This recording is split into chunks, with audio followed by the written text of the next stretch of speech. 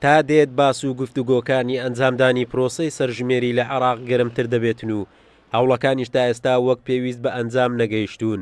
وتەبێژی وەزارەتی پلاندانانی حکوومەت هێرێم ڕایدەگەێنێت هەرێم ئامادەیە و لەگەڵ بڕەوەچوونی پرۆسەی سەرژمێریە، بەڵام دەبێت میکانیزم و شێوازی ئەو سەرژمێریە دیاری بکرێت.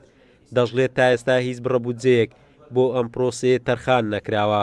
تەمەنا و ئارەزوو دەکەین کە ئەم پرۆسەیە لە عێراق ئەنجام بدرێت و وەکو باسیشم کرد چونکە بە بنەمایەکی سەرەکی پلاندانان و بە بنەمایەکی سەرەکی پرۆسەی گەشەپێدان لە وڵاتدا سەیری دەکەین و ئومێد دەکەین و دەمانەوێت پرۆسەکە بەو جۆرە بەڕێوە بچێت کە لە خزمەت پرۆسەی گەشەپێدان دابێت و هەموو لایەنەکان ڕازی بکرێن و پرۆسەیەکی زانستی بێت دوور لە هەر خوێندنەوە و خواستێکی سیاسی. مامۆستایەکی زانکۆ دەڵێت لە ئەگەری ئەنجامدانی سەرژمێری لە عێراق دەبێت ڕەچاوی ناوچەدا بڕێنراوەکان بکرێت، چونکە دوای ئەم پرۆسەیە قۆناغەکانی مادەی 140 دەکەوێتە بواری جێبەجێکردن و کورد لەم ناوچانە دەبێتە کەمینە.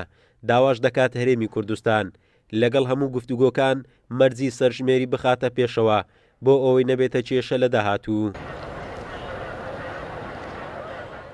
مادەی 140 قۆناغ شوناسی ئەو ناوچانە یەکلایی ئەکاتەوە کە بریتە لە ئاساییکردنەوەی دۆخی ئەو ناوچانە، دواتر بۆ سەرژمێری، دواتر بۆ ڕاپرسی.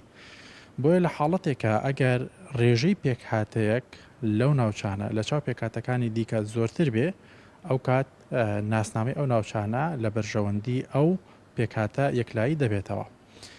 مەترسی سەرژمێری گشتی بۆ ناوچانە بۆ کورد لە ئێستادا لەوەدایە کە ئەو ناوچانە بە دۆخێکی زۆر ناسروشتیا تێپەڕە بن. ئەگەرچی بڕیار لە ئەنجامدانی سەرژمێری لە سەرانسەری عێراق دراوە، بەڵام کورد وەک پێکاتەیەکی سەرەکی گومان و مەترسی لە ئەنجامدانی سەرژمێری هەیە، بەتایبەت لە کەرکووک و ناوچەدا بڕێنراوەکان بەهۆی دەستکاریکردنی دیمۆگرافیای ئەو ناوچانە و هێنانی ژمارەیەکی زۆر لە عەرەبی هاوردا بۆ ئەم سنوورە. قارەمان جەوهەر، کورسات نیوز، هەولێر.